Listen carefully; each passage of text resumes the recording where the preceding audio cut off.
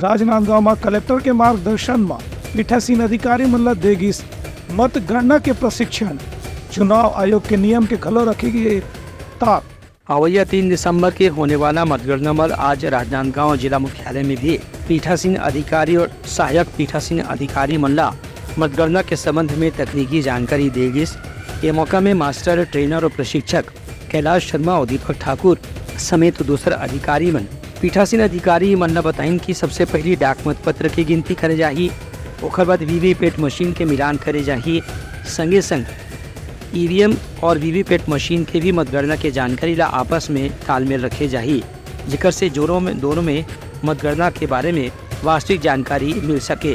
डाक मत पत्र की गणना, ईवीएम में दर्ज वोट की गणना, मतगणना पूरा होने के बाद ईवीएम और निर्वाचन सामग्री ला दोबारा सील करना, परिणाम की घोषणा करना और प्रमाण पत्र प्रदान करना, ये सारा जानकारी के बारे में मास्टर ट्रेनर मन पीठासीन अधिकारी मन विस्तार से बताएं।